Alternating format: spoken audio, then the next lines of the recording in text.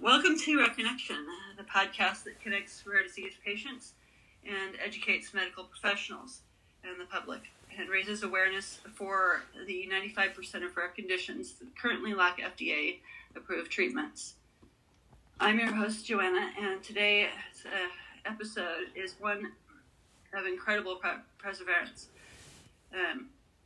devastating odds, and medical, and most importantly, hope. I'm honored to welcome Paul, the president of Cure CLCN6, and the father of Paxton, a brave young boy diagnosed with an ultra-rare genetic disorder caused by a mutation in the CLCN6 gene. Paxton's condition impacts nearly every part of his life, causing severe epilepsy, autism, developmental delays, and hypotonia. This mutation was only recently discovered, and is so rare that initially his doctors could offer no treatment and little hope. But Paul and his family refused to accept that answer. Through tireless research and incredible determination, they connected with the I'm not sure if I'm pronouncing this right, Horae Gene Therapy Center in UMass Chan Medical School, where scientists are now offering a pathway toward potential life-saving gene therapy. But the pathway comes with a daunting price, a tag of $1.5 million.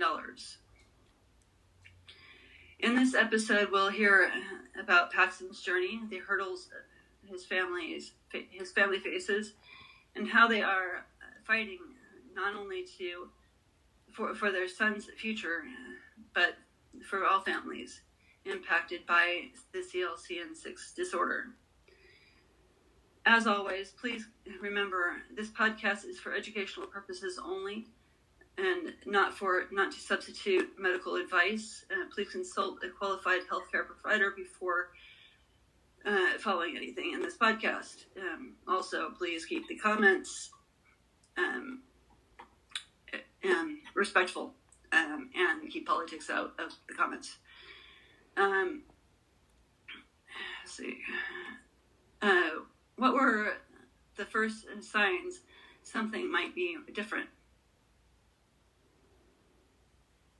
Was originally diagnosed with autism, and when he turned 1 year old, he took a screening, or I took a pediatrician screening, and they were looking for signs for autism, and he kind of failed the screening. They said he didn't meet any of the developmental milestones that they were looking for. So he started early intervention services, and over the course of the next few years, 1, 2, 3, 4 years old, he always made very minimal progress.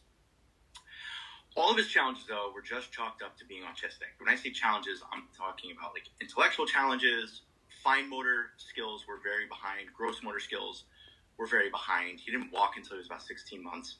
His speech, he was nonverbal, but he had some words that he could try to say, but they were more approximations. And he ended up getting diagnosed with apraxia of speech. Well, when he turned 5 years old, he began having seizures. So Paxton had already undergone like microarray panels looking for genetic markers that might explain autism, intellectual disabilities, and nothing came up. When he began having seizures, they did more DNA testing looking for markers that might explain epilepsy. Nothing came up. So again, just kind of chalked up to the autistic experience. Like, well, he's autistic and he happens to have epilepsy as well.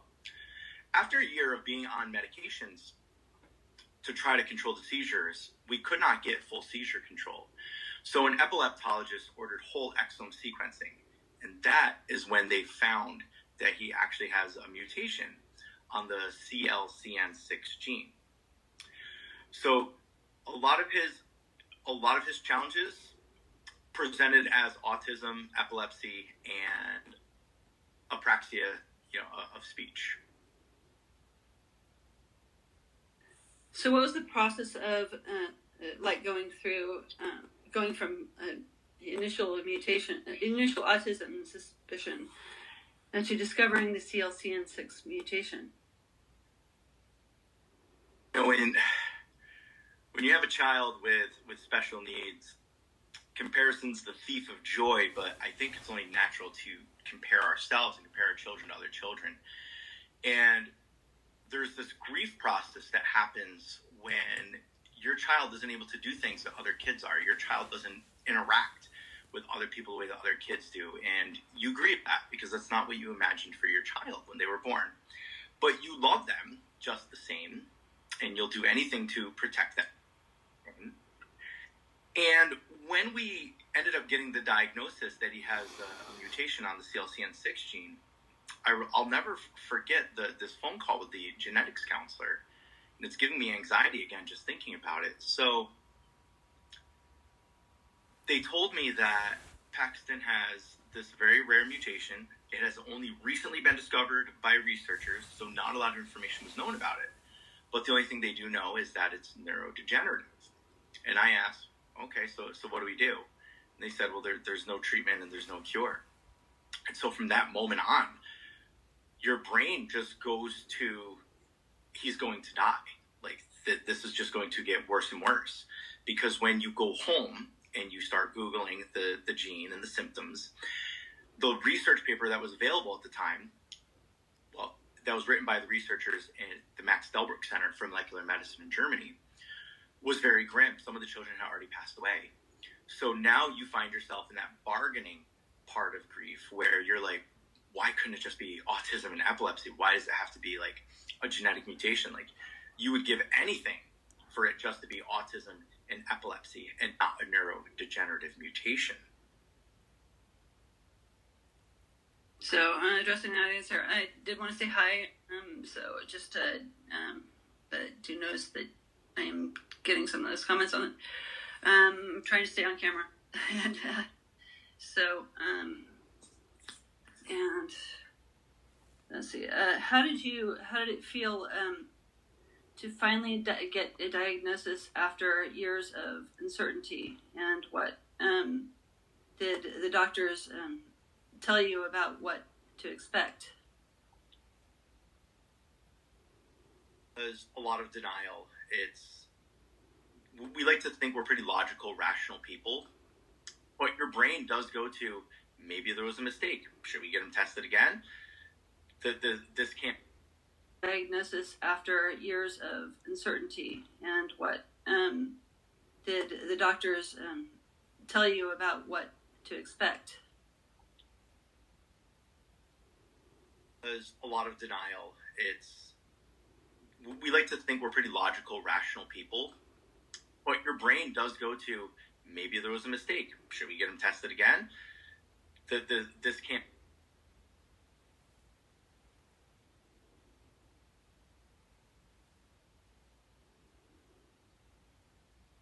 Maybe they just made a mistake. In the paper, he's not presenting as severely as they are. Maybe it is just autism and epilepsy. But that's just part of the grief process. It's not healthy. And it's not right. It's like they didn't make a mistake. He does have it. So working towards the acceptance that he does have the mutation. So once we were able to accept the fact that he has the mutation, we realized that while there's currently no treatment and no cure available, and that's what the genetics counselor told us, there's no current treatment, no cure, we learned through our conversations with family members and things that we were like reading through news articles, is that the ability to develop treatments and one day even develop cures for these genetic mutations is possible. But the challenge that we were faced with is a challenge that many families like us are faced with, where your children have a disease that's so rare that it's underrepresented in the medical field. It's not studied because there's only so much money available to study these conditions. So there's like this utilitarianism approach where researchers tend to focus on the diseases that are going to reach the most people, that is going to have like the most impact. like there are gene therapies that are being developed for a variety of genetic conditions. I want to say somewhere around 2000, but just some of the more common ones that your audience may know: Duchenne's muscular dystrophy, Rett syndrome, I think cystic fibrosis, Dravet syndrome, which causes severe epilepsy.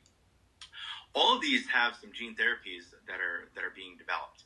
But when it comes to these orphan diseases, the parents, like me and my wife, we have to drive the research. We have to find the researchers. We have to coordinate the scientists. And I guess kind of worst of all, or the most challenging part that we're finding right now, is we have to pay for it. We have to fund the entire process. And this particular project is going to cost $1.5 million. So how did we feel when we officially got the diagnosis? Well, we're devastated because instead of mourning a child's life that we had envisioned for him, we're just mourning the possibility that he may pass away before reaching adulthood. But we also were able to take that grief and anxiety and spring to action because we knew that something can be done, but we were going to have to work very tirelessly and be relentless in finding researchers who are willing to work with us who can develop a treatment for this condition. What are Paxton's biggest day-to-day challenges, both medically and in his quality of life? Since we've received the diagnosis, and he's been on different anti-seizure medications, and they've had different side effects. So as of today, we don't know if some of his biggest challenges are related to medication side effects or if it's progression of the disease and that there's neurodegeneration that is occurring. But his biggest challenges right now is that he's not mobile. He can walk if you stand behind him and give him trunk support. He can walk if he has a gait trainer, which we're hopefully going to be getting within the next 2 months because referrals have been put in. So his legs work fine right now, but it's the balance and stability that he doesn't have. So he's not able to get up off the couch on his own right now, where he used to be able to. Even back in December 2023, a month before we got the diagnosis, when we were on a little bit different medications, he was up walking around the house. He was going to the pantry trying to get his own snacks. He can't do that anymore. Other challenges are he's losing some speech. He used to have a lot more kind of couple words, and I say a couple words, he could pair a couple words together, and you would know what he was asking for. But he's losing a lot of his speech, so he does have an AAC that he has to use to communicate. But the communication is becoming more challenging for him, and that must be incredibly frustrating for him because he used to be able to use some kind of language to communicate it, and now he can't. His quality of life is also really impacted because he's very sensitive to these medications where they make him very tired. He's at summer school right now, and he's been able to stay awake, but last school year, he slept almost every day at school for a little bit in the mornings. Sometimes I'd drop him off at 8:30, and he would sleep until 11:30. Sometimes he might sleep until 10 o'clock, he would fall asleep. And the seizures themselves. Despite the medications, despite having vagus nerve stimulator surgery, he still has seizures every night when he's sleeping, sometimes when he's awake. But when he's sleeping, he is ensured that he is going to have at least one seizure, if not more. So that's where we're seeing the biggest impact on his quality of life. Medication side effects make him very drowsy, really sedate him, impacting his motor planning, motor control, affecting his speech, his ability to even be independent with walking around and being mobile, and making him incredibly lethargic. And so I can speak a little bit about Paxton, but I'll throw in some anecdotes as well. So since forming Cure CLCN6, we are the only patient advocacy group in the world that I know of, which is kind of why we formed it, because nothing existed, and we wanted to make something happen with treating this disease. Grateful for that. One of the things is that there are some similarities with these children. Why this mutation is causing developmental delays, is causing autism, is causing intellectual challenges, I don't know kind of what the mechanisms are of why this mutation is causing that challenge for children, but it is. All of the children we have been in contact with have been diagnosed with, I think all of them. I might be misspeaking, and if that family is watching, I do apologize.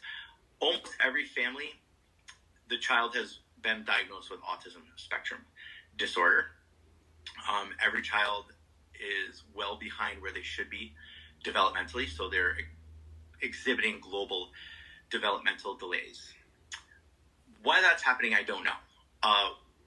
With the seizures, though, I can also tell you that with this gene, there are different proteins that can have the mutation. And that is why we're also seeing a different, what they call phenotype, which is the presentation. The children in the literature, their proteins that were mutated is not the same as Paxton's. It's not the same as these other children that we're finding as well. So while there are some similarities in how they present, specifically epilepsy, autism spectrum disorder, developmental delays, you do see a wide range in the phenotype of how they present. So that is to kind of summarize his the development piece. He has autism. He does have global developmental delays. This is a common thing amongst these other children, and it is causing severe epilepsy as well. All these children also have impaired motor planning, gross motor skills, fine motor skills, and even like the apraxia of speech is very common amongst all of them.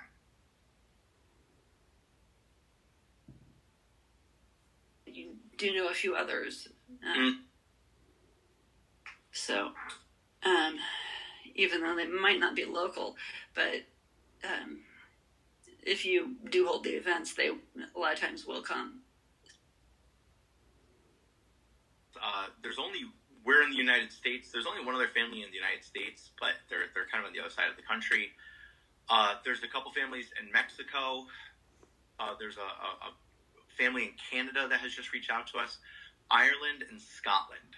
So in terms of hosting events, I think it's going to be incredibly difficult for them to make it anything that we would be holding locally. Sometimes you'd be people also have strong reason to believe that there are more families out there that we have not found, or they have not found us, and that there's more children out there that are underdiagnosed, like Paxton, like they're just being chalked up to being autistic and having epilepsy, or they're being misdiagnosed with other conditions because, and the whole exome sequencing is not being offered to them for whatever reason. Because I imagine it's probably a pretty expensive testing. California and Paxton does qualify as having a disability. He qualified even before the mutation. So Medicaid was able to cover all of it, because I think it would have been probably pretty cost prohibitive. It's something I've been able to pursue. But fortunately, it has been covered by his insurance. You built you built an incredible advocacy organization, Cure CLCN6. What drove you to start this effort? The diagnosis back in January 2024, and had some conversations with some family members and some people in the field, and we recognize that cell and gene therapy is the thing now. We're kind of like at the dawn of this, new era of medicine, if you will. We're still in the very early stages, but we do have the technology and the ability to develop treatments, and one day even develop cures. So I knew I wanted to do something, but I didn't know what to do, because there's nowhere to go for this information. Genetics counselors didn't give me any resources of like, hey, why don't you should try connecting with these university medical centers that specialize in research and see if they'd be willing to study Paxton. They just told us that we'll learn more about this mutation by observing Paxton. So when you go home and you start just Googling information, you don't really know like what keywords to put in. So I knew I wanted to do something. So I formed Cure CLCN6 as a nonprofit entity registered in the state of California. And I didn't really know where to go from there or what to do. So I was just reaching out to different researchers like at the NIH, and it was not something that they would be able to take on. And and also they were just more like academic, kind of based research. It wasn't until I was just Googling like gene therapy, I was just constantly looking at like gene therapy news, gene editing news, and I saw an article about a family in Oregon. Tommy Pham is the dad's name, and he started an organization called the Radon Science Foundation. His son has a very rare disease as well. And the Pham family is working with University of Massachusetts Chan Medical School to develop a gene therapy for the mutation that his son Radon has. And I thought, like, I want that. Like, I want that for Paxton. And so I had reached out to Tommy, and then then I had reached out to UMass. And Dr. Miguel Sena-Estevez, who is the director of the Horae Gene Therapy Center at UMass Chan Medical School, responded right away with like, let's set up a meeting. Let's see what we can do. So they hold like that initial meeting, and they kind of look at the mutation, and they have to make a decision of, do they think this is something that they can develop a treatment for? And fortunately, so what drove me to start this effort was the knowledge that something can be done for my son. And I was aware that it was going to cost us an incredible amount of money. But as I had said earlier in the interview, you love your child just the same, no matter if they're neurotypical, whether they're neurodiverse, whether they're disabled, whether they're able-bodied, doesn't matter. You will do anything you can for your child. So that is what drove me to start UMass Chan, is going to use a silence and replace approach. So Dr. Miguel Sena-Estevez said that a cure for this condition would be to do gene editing, which is where they would correct the mutation at the base level, meaning they would swap out the incorrect protein with a correct protein. It's incredibly like complex. I don't quite know the inner workings of how that's possible, but it is possible using the CRISPR technology. But Dr. Sena-Estevez said that approach is not safe enough yet for use in humans, because the accuracy, meaning the insurance that there's not going to be off-target edits, is not high enough yet. And it could cause a slew of other problems if there are off-target edits. So what he proposed instead was to silence the toxic protein that Paxton's body is producing and provide a functioning copy. So it gives a lot of hope, because this approach would work on children whether they have the same mutation as Paxton or whether they have a different mutation as well. It's going to be effective on children with any mutation on the CLCN6 gene. And they call those kind of different mutations gain of function, where the protein is producing like a toxic protein. The cell is producing a toxic protein, or loss of function. The cell is not functioning properly. Well, in Paxton's case, he has what they suspect is a combination of a gain of function and loss of function. So that's why this is going to be a silence and replace approach. But it gives hope, because it is going to be helpful for other children. Now, there's obviously some additional caveats that go into that, such as the progression of the disease or the age of the children, and accessibility will become an issue.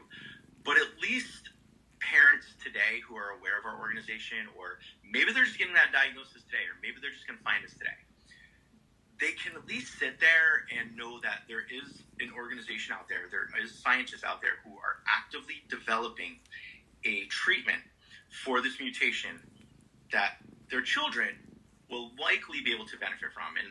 And I do have to use those caveat words, because there's a lot of different variables that can go into it. But generally speaking, this should help other children. One last thing about what gives that hope. There is a newer capsid that has been developed by a researcher, Dr. Ben Deverman, at the Broad Institute in Boston. This newer capsid can much more effectively cross the blood-brain barrier. A lot of the challenges with delivering gene therapies, and really delivering any therapeutics in the brain, is the blood-brain barrier, which exists to protect us from pathogens and viruses getting into our brains. But it also makes it, as of this point, incredibly difficult to treat diseases of the brain: Alzheimer's, dementia, various brain tumors. Well, these newer capsids are able to cross the blood-brain barrier because they use the capillary system, which is administered via a general IV, as opposed to having P injected into the spine and traveling up the spinal column and into the brain that way. What that means for Paxton, what that means for gene therapy, what that means for just potentially medicine as a whole, is many, many, many more cells can be accessed using this method. So we're potentially talking about the ability to give patients like Paxton transformational change. Not only life-saving medicine, but like a transformational treatment, which would obviously greatly impact his quality of life and the quality of life of his caregivers. How they're helping rare disease families? I have is UMass. So UMass Chan Medical School, the Horae Gene Therapy Center, I don't want to say they're one of the only ones, but they're one of the only ones that responded to us when we had reaching out for help to try and find someone who might be willing to work on developing a treatment for this mutation. They work with about 40 other families right now, just like us. They're just everyday families who have a child with these orphan diseases, these ultra-rare diseases, and we're the ones that have to lead the research on it. And we're the ones that have to raise the money for it. And most of these gene therapies cost well over $1 million. I can only kind of speak about the price tag of what ours is. I can't speak about the price tag of others. But I think UMass is giving hope. They are giving hope to families like us, because when you receive this diagnosis, I think outside of losing a child, it's probably one of the worst feelings that I think a person could have. Or maybe I shouldn't say, I should only speak for myself. It's the worst that I have ever felt in my life. And I think the only thing that might eclipse that would be the death of a child.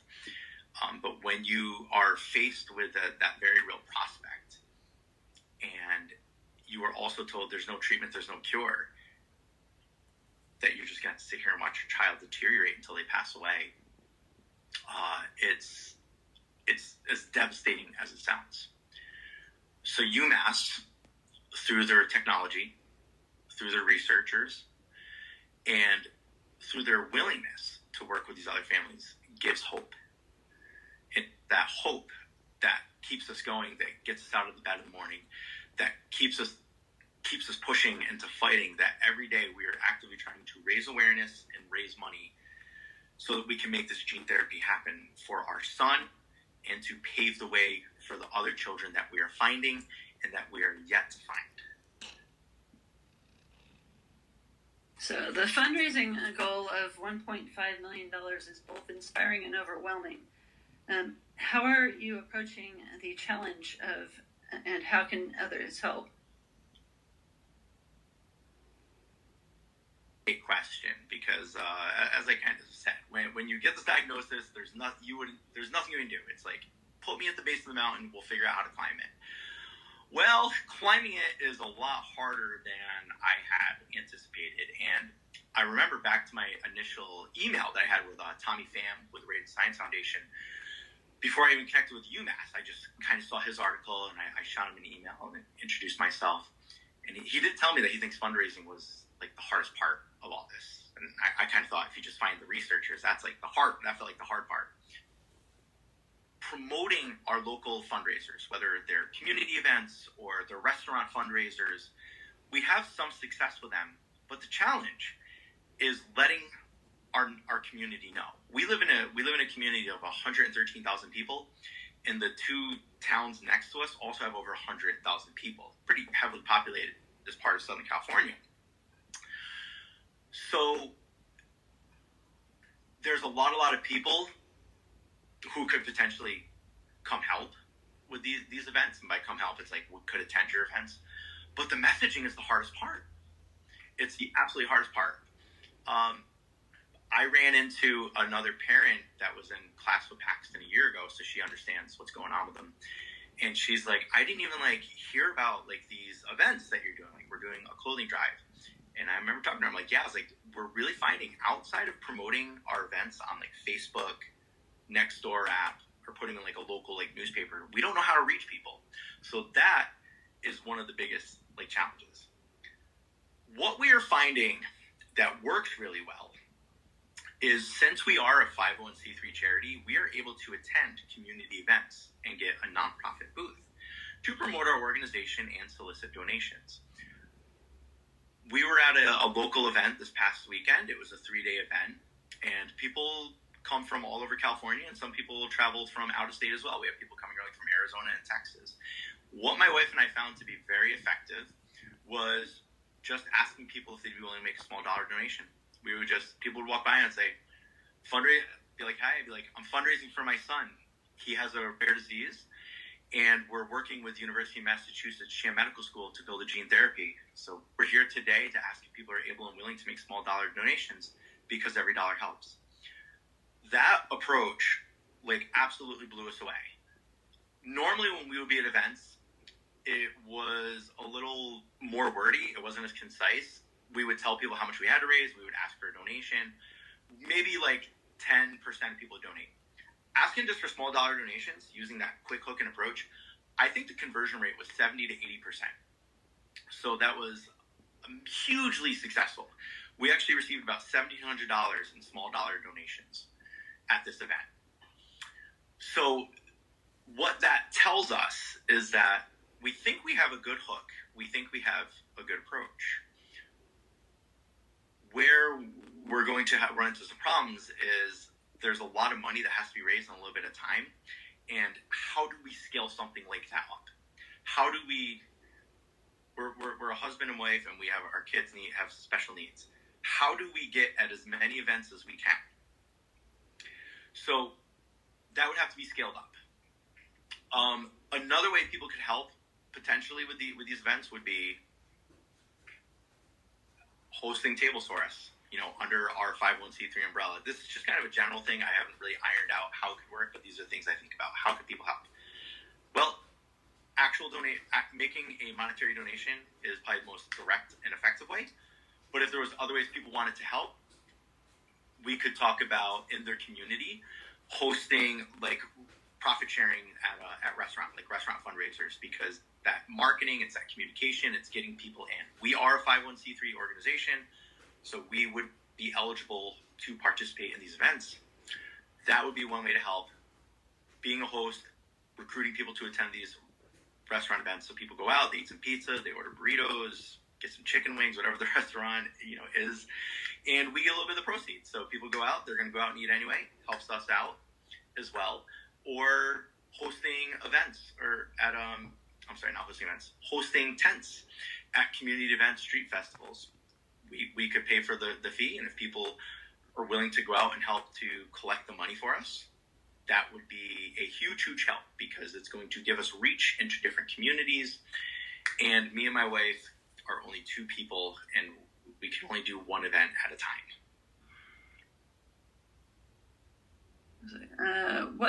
What would it mean for you and your family to reach this goal and begin the gene therapy process?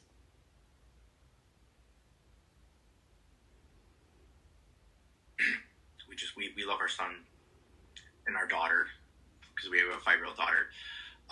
We love our children so much, and every day that reality is there. Like, we're observing everything Paxton does, and it's like, is this regression? Is this neurodegeneration? Is it medication side effects?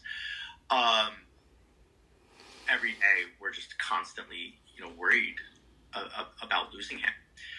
And the funny thing with this gene therapy is, he'll be the patient. Paxton will be the patient in the clinical trial in about 2027. So we're about 2 years away. It feels like it may as well be light years away in terms of getting him an effective treatment. But also, you have to raise the money, and it's like raising that amount of money in 2 years. And we have to make another payment next June. Doesn't feel like enough time. So it's kind of that contradictory kind of feelings where it's like, we can't get this gene therapy soon enough, but also it's like we don't have enough. We need more time to raise the money, because it's ultimately just like the 2 of us who have to like spearhead this. but it would mean everything to us. Like I fantasize about this all the time. I fantasize about going to University of Massachusetts in Worcester, and I'm from Albany, New York. My wife and I lived in Massachusetts for a year. I've been to Worcester. I may have even been to that campus, before. I've been to one of the UMass hospitals out there before, when I was working. So I fantasize about it all the time. I used to kind of fantasize about Paxton being able to do things that he's never been able to do before. But you know what? That doesn't matter anymore. It's like, I just want him to be able to live a long, happy, healthy life. And it's like, if he's going to still be just like cognitively at like a child level, or just enjoy doing kind of like much more like younger kid things like all his life, you know what? That is A-okay. We'll do it with him. We'll do whatever he wants to do, whatever brings him joy, whatever brings him happiness in his life. We just want him to have a long, happy, healthy life. And this gene therapy would go a long way with giving him a chance at that.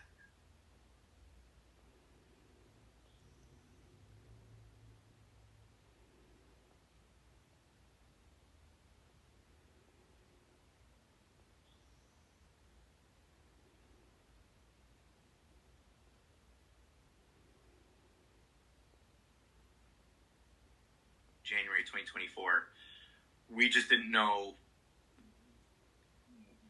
which direction to go in. We connected with University of Massachusetts in May of last year, started having some of the preliminary meetings. We also connected with the researchers at the Max Delbruck Center in Berlin, Germany, because they are the researchers who found the mutation on this gene. They wrote the literature back in 2020.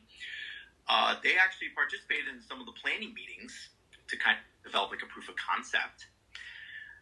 We were able to get funding to do the mouse model through the Jackson Laboratory with a grant money through the NIH.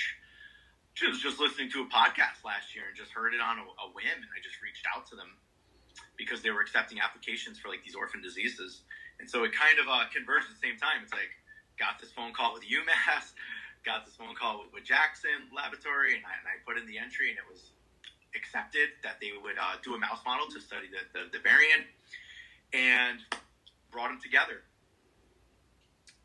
Things are moving in the right direction. Just got an email this morning actually from the Jackson Laboratory, just saying that they're successfully still breeding the litters. They've completed the germline transmission. A lot of the science goes over my head, so I have to run that by some people in the know so they can kind of break it down for me, what it really means. But we've been fighting for this. January 2024 is when it started, but when did it become a reality that like we are committing to developing a gene therapy at UMass for CLCN6 mutations? That was last summer. That was probably about a year ago. May have been a little more into July than June, but we were having preliminary conversations and talks at this time last year. And we learned that piece about this newer capsid, which can access many, many more cells, in December of 2024. So we're very optimistic, but we're also very scared at it still being 2 years away, having to, get the money to make it happen. What kind of neurodegeneration might happen to Paxton in between, like now and then. But we hold on to that hope because that's what keeps us going every day. Yeah, he gets speech therapy in a clinic through his insurance. We have in-home speech therapy because she kind of specializes in apraxia of speech. He also does get speech therapy at school, but as I mentioned, he's losing words. It's really scary to see, actually.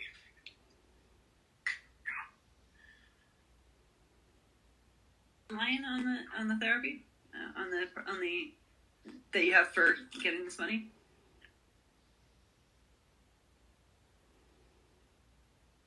We've raised about $100,000 as of today. We sent over a $40,000 payment in January. They to UMass. They've only spent about $9,000. They're working on like designing the vector at this point. They're honestly doing a lot of things that are kind of going over my head, but like, unfortunately we have some family and friends who work in the field who can explain it to us. So the deadline, we're trying to break it down into smaller goals. We have to make a $155,000 payment next June, but I think the rest of the money is due shortly after it. So we're just focusing on one payment at a time. That $100,000 I said we raised, though, that's includes the $40,000 that we already sent over. So we still have to raise about $95,000 for that for a year from now. Yeah.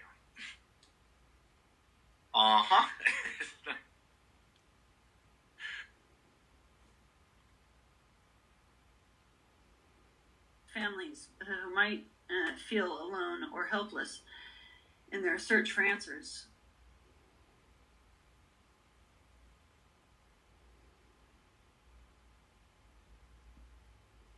Hopeless and alone throughout times, that I'd want them to know that grief never goes away.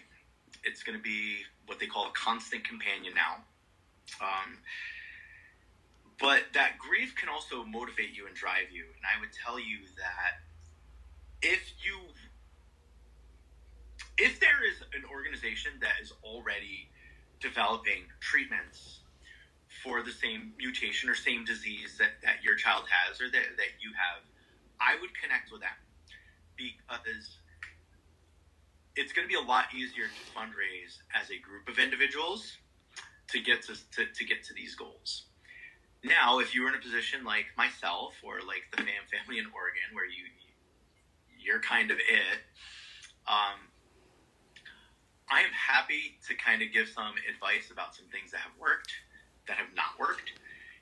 I also would tell you that you're just going to learn as you go. So just start moving, because if you try to wait for the perfect plan, it's not going to happen. Things are not going to go how you expect them to go or how you envision in your head. So the important thing is that you just start moving. I would also tell them that the rare disease community is one of the most accepting and embracing communities I have ever been a part of. Every person that I have interacted with on this journey has done so out of the kindness of their hearts, expecting absolutely nothing in return. And I mean this from other rare disease parents, from people with organizations. I had a conversation with a woman, because I had reached out to the Muscular Dystrophy Association because they had some grant money for neuromuscular conditions, and I thought maybe we'd be eligible.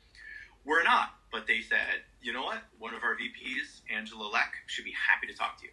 She did a Zoom call with me, and she's the one who has got me in touch with the Broad Institute to get more information on this newer capsid. She was trying to connect me with another parent who had gotten some funding through California's Institute for Regenerative Medicine. So my advice is just start reaching out to people, because the rare disease community is incredibly embracing and accepting, no matter where you are in the world, no matter what your background is, no matter where you come from, because we understand that we are all human, that we all love our children more than anything in the world, and we'll do anything to help them. So just start going. Just start going and reach out for help. Reach out for help to me. Reach out for help to other people in the rare disease community if you need it. So I think one of the most successful things was creating a nonprofit, creating a 501c3. That may not be required for other people, and that's why my kind of advice to other rare disease parents is, if there's already organizations out there that are established, that are working with scientists, that are trying to develop treatments, gene therapies, connect with them, because you could probably start fundraising under their umbrella.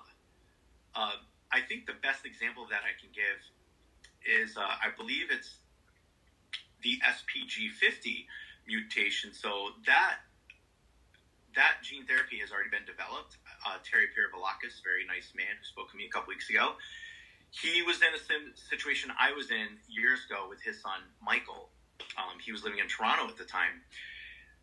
His son had a very rare disease. He had to raise the money. So he did it. He raised the money and he created this Alpida Therapeutics now, and I think he lives in Encino, California.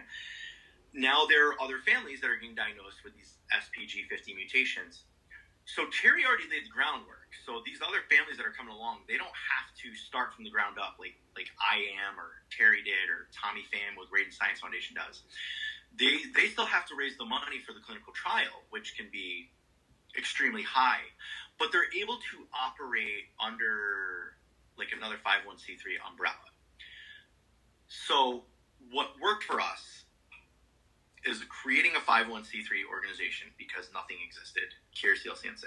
Got our hats. This allows us to do those profit sharings with restaurants. This allows us to get those vendor booths at street festivals so that we can go out, raise awareness, and really just ask for donations directly from people. It gets us in front of people so that we can tell our story and solicit donations. Media coverage is helpful, but not as helpful as you think. It's going to drive some donations, but not as much as you think. You really have to get yourself in a position where you can just get in front of people and ask them for money. As hard as that is, I have like rejection sensitivity. I'm a very kind of like shy person, but when I say you'll do anything for your child, you'd be amazed at how you'll put yourself out there.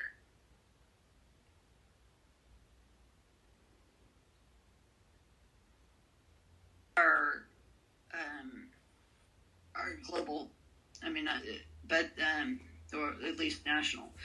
Panda Express is one of them that does a national fundraiser, and the other one is Little Caesars Pizza. But Little Caesars Pizza is like a kit they send you to your door, and so they have to put the pizza together, and so most people want something that's already put together for you and ready to go. But that's how they do theirs. Panda Express is really good. It's national. If you're going to do a 501c3, get a lawyer and get an actual accountant to help you like with the taxes and the bookkeeping. It's expensive, but you can't mess up on these two areas. Does Paxton have any special dietary needs or feeding challenges that are part of his care plan?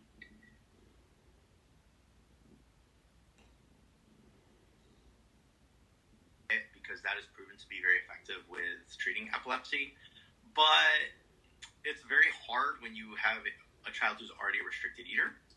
So we had to abandon that one a long time ago. One of the challenges he has with eating is that poor motor planning and control. He can't feed himself. When he be able to kind of sit at a table, when he had a little more stability and postural control, and there wasn't a risk of seizures with him going, face first into a table, we could put him at a table and he could take a spoon, but it'd be hard to be like missing his mouth. So we have to help me. We have to feed him. He can finger feed a little bit, but even that's getting harder from now. Again, we don't know if that's medication side effects because it's on such heavy doses, or if it's neurodegeneration. So that is a big challenge. And also, he seems to be doing better now, but he was having some problems, or there were some concerns with his ability to swallow properly. So neurology is actually ordering a swallow study, but that seems to have improved over the past couple weeks. So those were his challenges, and it takes him a while to eat, especially when we have to kind of go slow to make sure he's taking smaller bites and smaller sips. It can take 45 minutes to an hour to help him eat, and that's time you have to sit there and physically feed him.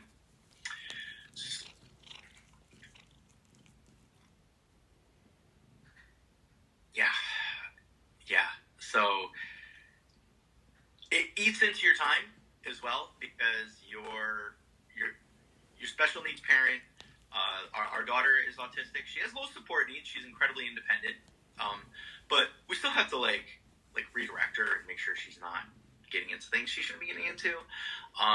And also with running this organization and trying to fundraise, it's like just that little bit of time. It's like usually instead of like taking half an hour to help me, you gotta take an hour, to help me. And that's just like, it's half hour that I'm not able to be trying to get media coverage, or half hour that I'm not trying to make a little like extra money through like some like little side gigs, or half hour that I'm not able to be creating like marketing materials for like flyers to like promote events and distribute around like the community. It all kind of adds up into just eating away your time. Just time and the things that we're already light on is what we need the most of.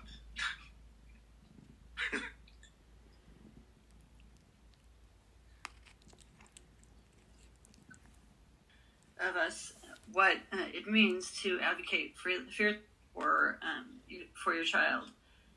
Your courage and leadership are with Cure CLCN6 are opening doors for not just your family, but for future families affected by this ultra rare condition. For our listeners, please visit Cure CLCN6 at cureclcn6.org to learn more about Paxton's journey and find ways to support their life-saving gene therapy fund. Don't forget to subscribe to this podcast and the Rare Connection, and my YouTube channel, Rare Chef, where I also do cooking videos and the live version of this podcast. You can also visit rareconnection.org and explore more rare disease stories and connect with their families, with other families. Join Rare Connection Facebook group and stay engaged with our the community. Somebody mentioned this shirt that I'm wearing, so let me bring that up. So this is a shirt that I have on Bonfire, and Bonfire is the website that I go through for the shirts that I create, and I also have one for the podcast and one for my YouTube channel on there, and so those are all available under my Rare Chef account on there. May not be searchable unless, but I can post a link. If you listen to the audio version, you can text me via the link in the show notes. If you're watching the live version, you can please comment below. And remember, if you or someone you know is struggling with mental health or thoughts of suicide, please reach out for help. You are not alone. You can call the National Suicide Prevention Lifeline at 1-800-273-TALK or 1-800-273-8255, or text 988 or to connect with a trained counselor. Thank you for tuning in. Your support and your connection and your voice make a difference. Thanks.